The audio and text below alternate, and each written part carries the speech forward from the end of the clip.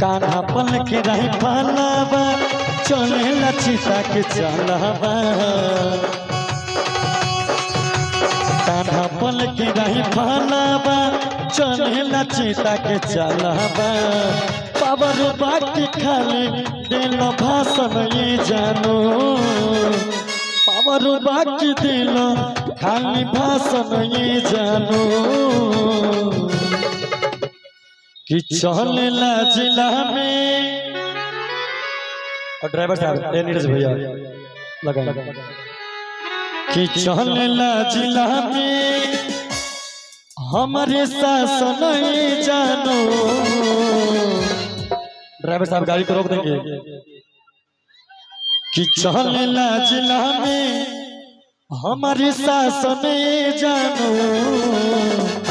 तना धोबी भूता छोइना प्रशासन ये जानो नाना धोबी भूता छोइना प्रशासन ये जानो। कान्हा पल की रही फालावा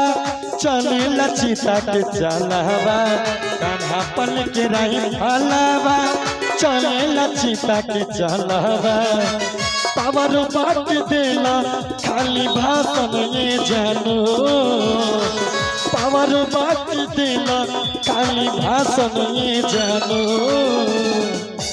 और भैया कहे के बाद कि चलेला जिला में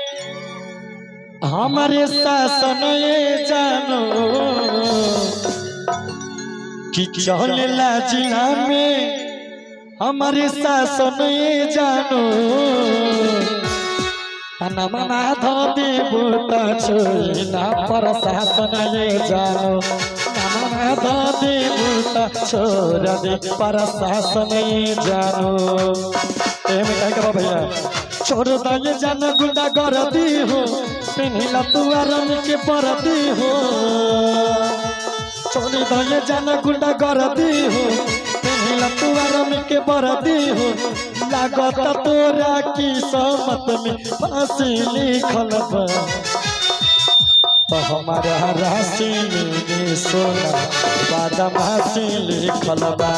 हमारा राशि में जा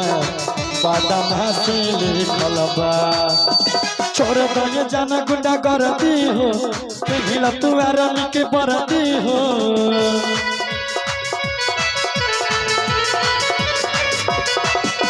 छोड़ दे जाना गुंडा गर्दी हो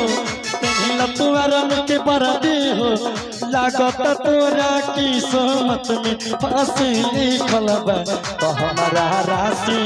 में जा बादमाशी लिखल बा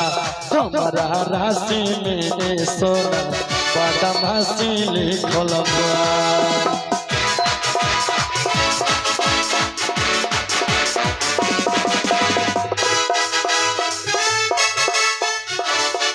झूम के भैया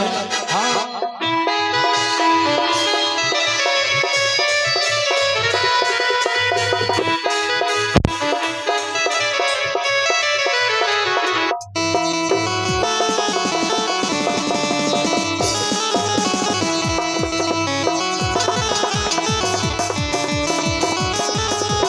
मैं क्या भैया भाव लगा कैसे